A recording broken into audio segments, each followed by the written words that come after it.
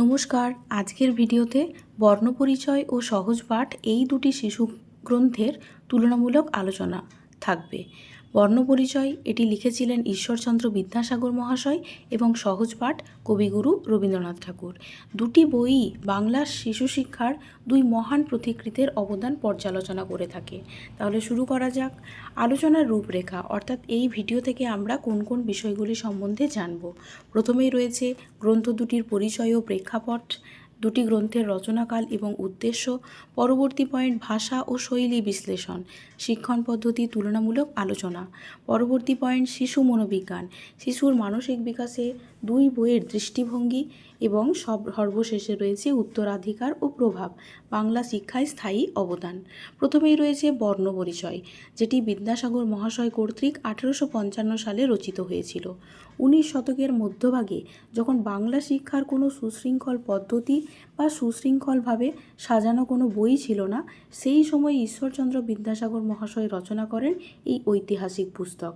এবং এই ঐতিহাসিক পুস্তকটির দুটি ভাগ রয়েছে, বর্ণপরিচয় প্রথম ভাগ এবং বর্ণপরিচয় দ্বিতীয় ভাগ। এই বইয়ের উদ্দেশ্য কী ছিল? বর্ণমালা শিক্ষার মাধ্যমে সাক্ষরতার ভিত্তি গড়া। কাঠামো দুটি ভাগ, বর্ণ পরিচয় প্রথম ভাগ এবং বর্ণপরিচয় দ্বিতীয় ভাগ। এই দুটি বইয়ের মাধ্যমেই স্বরবর্ণ ও ব্যঞ্জনবর্ণ থেকে ক্রমশ শব্দ ও বাক্য তৈরি করা শেখানো হয়েছিল এবং এর পদ্ধতি ছিল ধাপে ধাপে এবং প্রত্যক্ষ শিখন, এবং যার ভিত্তি ছিল বৈজ্ঞানিক ও সুশৃঙ্খল। পরবর্তীতে রয়েছে রবীন্দ্রনাথ ঠাকুরের সহজ পাঠ, যেটি 1930 সালে রচিত হয়েছিল। তাহলে আমরা কি দেখলাম? 1855 সালে বর্ণপরিচয় রচিত হয়েছিল এবং 1930 সালে রচিত হয়েছিল রবীন্দ্রনাথ ঠাকুরের সহজ পাঠ। 20 শতকের গোড়ায় শান্তিনিকেতনের মুক্ত শিক্ষা পরিবেশে রবীন্দ্রনাথ ঠাকুর অনুভব করেছিলেন প্রচলিত পাঠ্যক্রম শিশুর কল্পনাকে বাধা দেয়। সেই উপলব্ধি থেকেই জন্ম নেয় সহজ পাঠ। এই সহজ পাঠের উদ্দেশ্য ছিল আনন্দের মধ্য দিয়ে ভাষা এবং পৃথিবীকে চেনানো, এবং এর কাঠামো দুটি ভাগ। এই বইটিও দুটি ভাগ, যেটা রয়েছে সহজ পাঠ প্রথম ভাগ এবং সহজ পাঠ দ্বিতীয় ভাগ।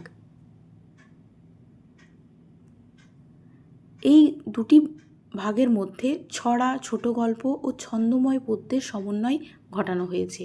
পদ্ধতি কী ছিল? শিশুর স্বাভাবিক কৌতূহলকে পাঠের মাধ্যমে প্রকাশ করা।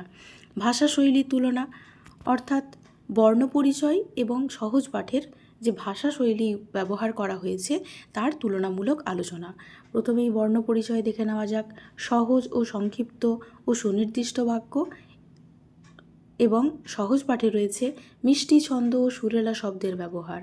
পরবর্তী পয়েন্ট বর্ণ থেকে শব্দ, শব্দ থেকে বাক্য, ক্রমিক অগ্রগতি, প্রকৃতি, পশু পাখি ও দৈনন্দিন জীবন থেকে বিষয় নির্বাচন। পরবর্তী পয়েন্ট রয়েছে নৈতিক শিক্ষামূলক ছোট গল্প, ছোট গদ্য অনুচ্ছেদ, পাঠ যেন খেলা, বোঝার আগে অনুভব করার সুযোগ। ভাষা সংস্কারের হাতিয়ার হিসেবে ব্যবহৃত হয়, কল্পনা ও আবেগের সাথে ভাষার সংযোগ সাধন করা হয়ে থাকে। পরবর্তী পয়েন্ট রয়েছে শিশু মনোবিজ্ঞানের দৃষ্টিতে বিশ্লেষণ।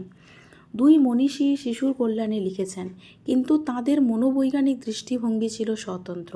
বিদ্যাসাগর শৃঙ্খলা কেন্দ্রিক, শিশুকে ধাপে ধাপে শেখানো দরকার।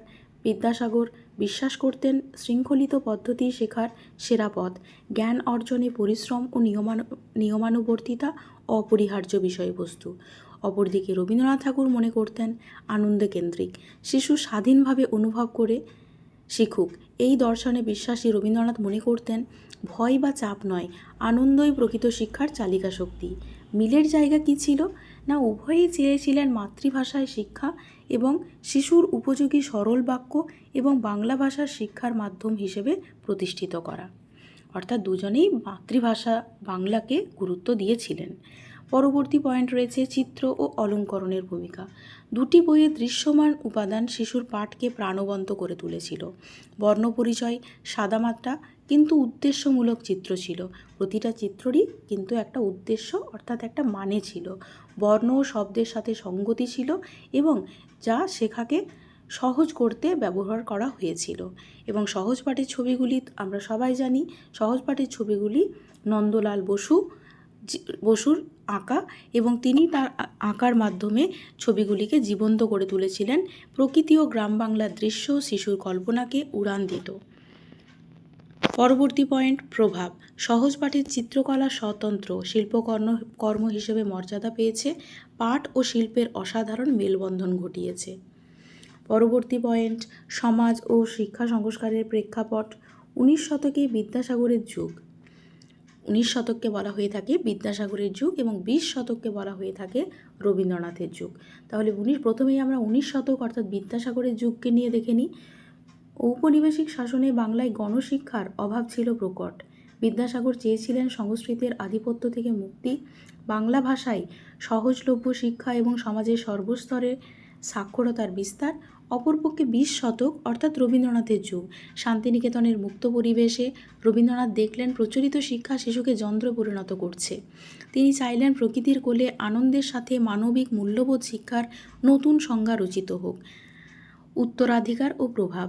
150 বছরেরও বেশি সময় ধরে এই দুটি গ্রন্থ বাংলা শিশু শিক্ষার মূল স্রোতকে প্রভাবিত করে। বর্ণপরিচয়ের উত্তরাধিকার। বাংলা বর্ণমালার শিক্ষার প্রথম আধুনিক পদ্ধতি। আজও প্রাথমিক বিদ্যালয়ে পাঠ্যক্রমের কাঠামোর প্রভাব অনস্বীকার্য এবং সহজ পাঠেও এটি লেখা আছে যে বর্ণপরিচয় শেখানোর পরই সহজ পাঠ পড়ানো হবে শিশুদের।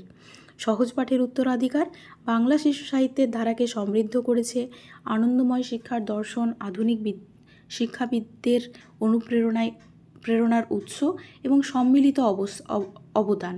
একসাথে এই দুই গ্রন্থ বাংলা ভাষাকে শিক্ষার মাধ্যম হিসেবে ব্যবহার করেছে এবং প্রজন্মের পর প্রজন্ম ধরে বাঙালি শিশুর প্রথম পাঠ হয়ে উঠেছে। মূল উপলব্ধি এবং উপসংহার। দুই মনীষীর দৃষ্টিভঙ্গি পরস্পরের পরিপূরক। একজন দিয়েছেন সুশৃঙ্খলার ভিত্তি, অন্যজন দিয়েছেন আনন্দের ডানা। বিদ্যাসাগরের দান সুশৃঙ্খল বর্ণমালা শিক্ষা, সাক্ষরতার গণতন্ত্রীকরণ এবং বাংলা গদ্যের পরিশীলিত রূপ। রবীন্দ্রনাথ ঠাকুরের দান আনন্দময় শিক্ষার দর্শন, শিশুর সৃজনশীলতার মুক্তি এবং ভাষা ও শিল্পের অপূর্ব সমন্বয়। আদর্শ শিক্ষার পথ, শৃঙ্খলা ও আনন্দের সমন্বয়ে গড়ে ওঠে প্রকৃত শিক্ষা। এই সত্যই দুই গ্রন্থের চিরন্তন বার্তা। শিশু শিক্ষার ইতিহাসে বর্ণপরিচয় ও সহজ পাঠ চিরকাল দুটি আলোকবর্তিকা হয়ে থাকবে। ভিডিওটি আপনাদের পুরোটা দেখার জন্য অনুরোধ রইল। Thank you.